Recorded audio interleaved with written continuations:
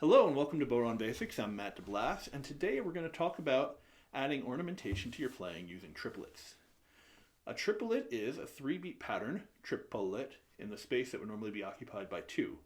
So if you're doing 1, 2, 1, 2, triplet, 2, 1, 2, triplet. Basically, you're putting an extra beat in there in the middle between 2 other beats, but not stretching things out. You're using the same amount of space and keeping the same rhythm. If that kind of makes sense. It probably makes more sense when you hear it in action.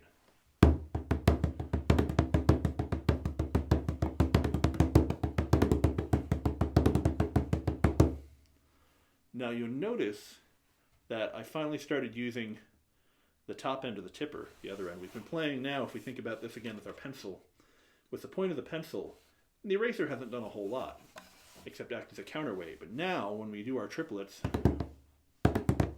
on the double-ended style of playing, we use both ends of the tipper. And the way that works is, you start a downstroke, and as you let it continue through and leave a little bit of looseness, the top end of the tipper hits, then you continue your upstroke. So down, top, up, down, top, up, down, top, up.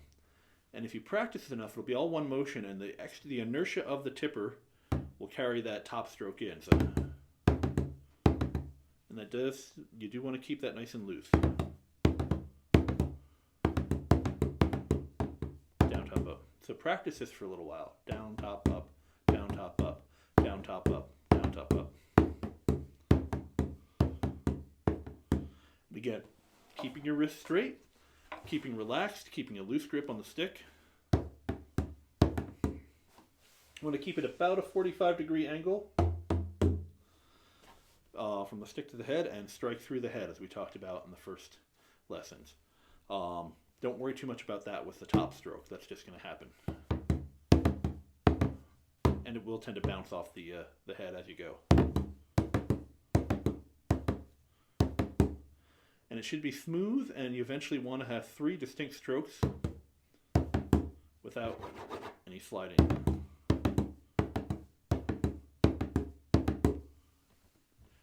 Now once you've got the hang of doing that, the next trick is to stop it from happening when you don't want it to, because if it kind of creeps into there and you get used to being loose enough,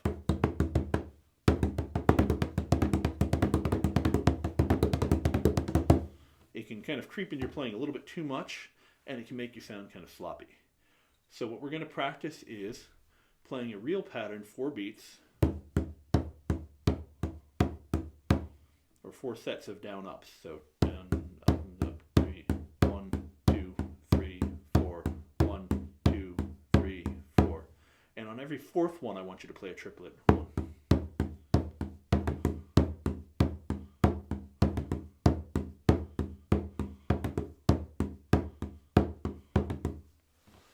So practice that. So 1, 2, 3, triplet. 1, 2, 3, triplet. 1 and 2 and 3 and triplet. And I would recommend using your metronome or a metronome app on your phone, as I've mentioned pretty much every time. 80 BPM is a good place to do it when you're used to this. And you want to use every beat as a downstroke. So everyone, you're double timing it basically. Down, up, down, up, down, up, down, up. 2, 3, 4, 1, 2, 3, triplet. 1, 2, 3, triplet. 1, 2, 3, triplet. 1, 2, 3, triplet. 1, 2, 3, triplet. 1, 2, 3, triplet. 1, 2, 3, triplet. Practice that. If you're struggling a bit, drop the speed by 5 BPM. Keep doing that till you're comfortable. Once you can kind of do that for about 2 minutes straight without kind of slipping or feeling like you're being rushed, just bump it up about 5 BPM at a time. Eventually you should be able to do it fairly quickly.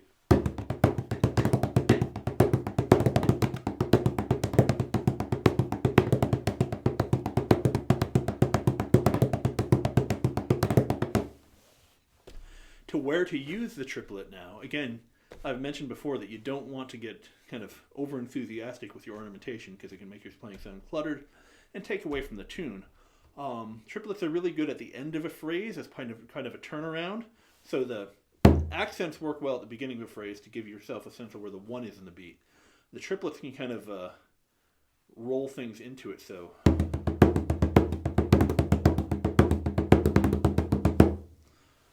Let's see, so if we're doing the Jolly Beggarman.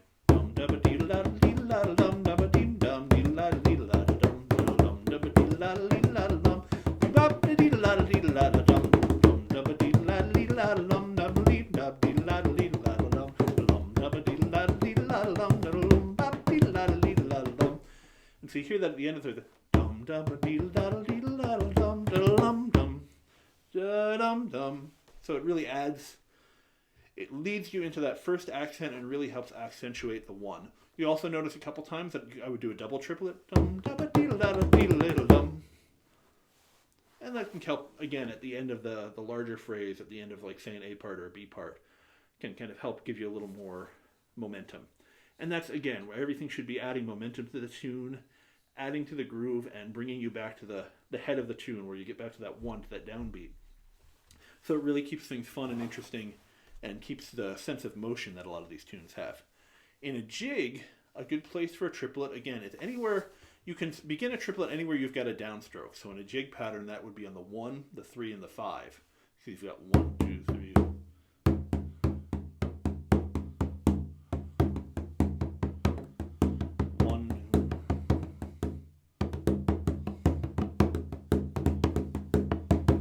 But a really good place to actually do one is on the 5 at the end of the phrase, especially if you're doing that down, down, up, down, up. So if you've got the...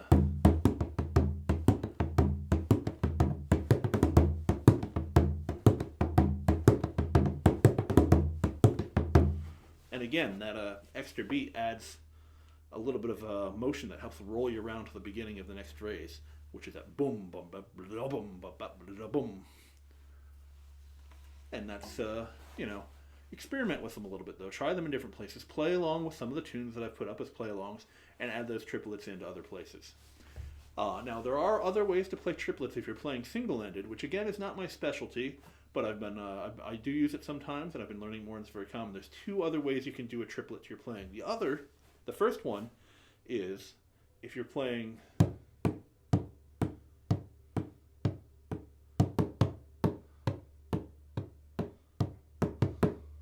It's just to play 3 notes quickly in the space of 2. So you'll notice 1, 2, 1, 2, triplet, 2, 1, 2, 1, 2, triplet.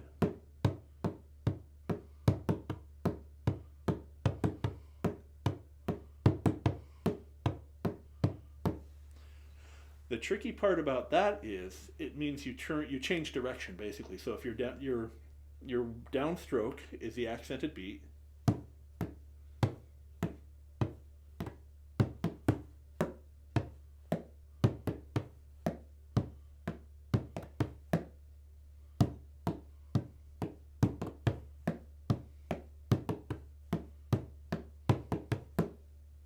it means you end up playing with the accent on the upstroke.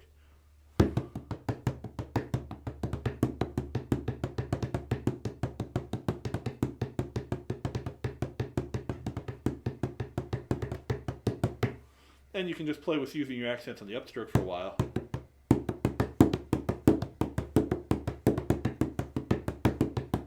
Or do another triplet soon thereafter and get yourself back to the downstroke being the accent. The other way to do triplets in single-ended playing is to do a down-up-in pattern, which is downstroke, upstroke, in. So that's basically a short up downstroke, which goes more in than straight down.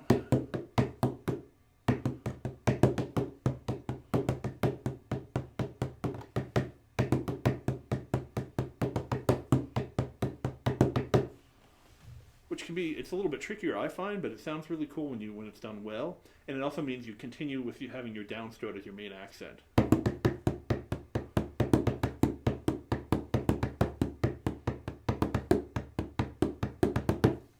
So you can hear the difference. That down up in pattern can work really well for jigs as well. But those are different techniques and they're a little bit trickier. You definitely want to practice them down the road, but for now I really want you to focus on learning that down, top, up, triplet. And again, our 1, 2.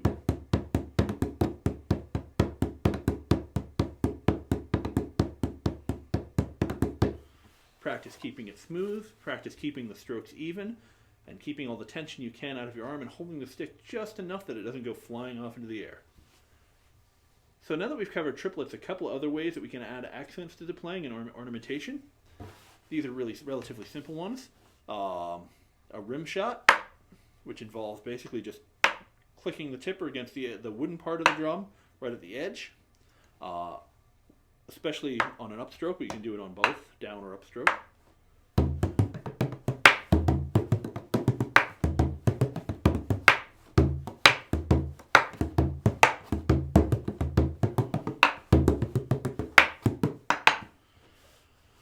So that can be an effective ornament, effective accent or ornament. It's also, though, it's very loud compared to the other drums, so it can be, if you're in a little more sensitive tune or delicate and don't have a lot of noise going, it can be kind of shocking. So if you're, you know, but if you're playing with an accordion player, you might just need all the volume you can get, and you can do.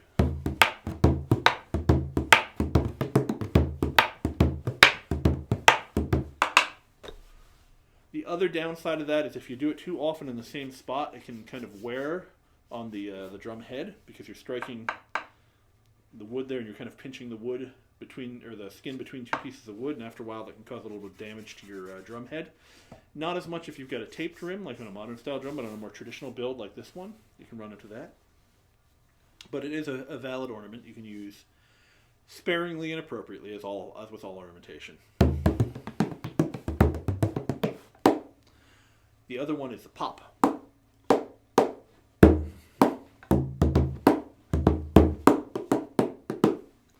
And that is a sharp cracking sound. The way you do that is by, instead of using your C shape on your hand, you're going to make this shape, a kind of inverted loser sign, as you were, or if I'm looking at it that side, L.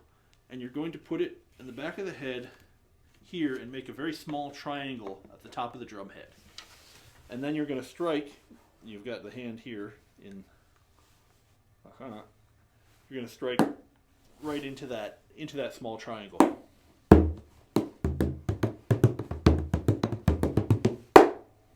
that gives you a really nice sharp cracking sound, which can work really effectively as an accent.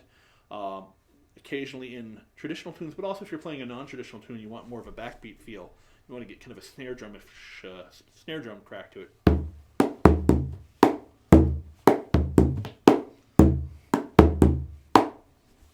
So that is another ornament that's very useful. And of course, you're always free to use your slides up and down, which we covered in the left hand techniques. And if you combine all of them,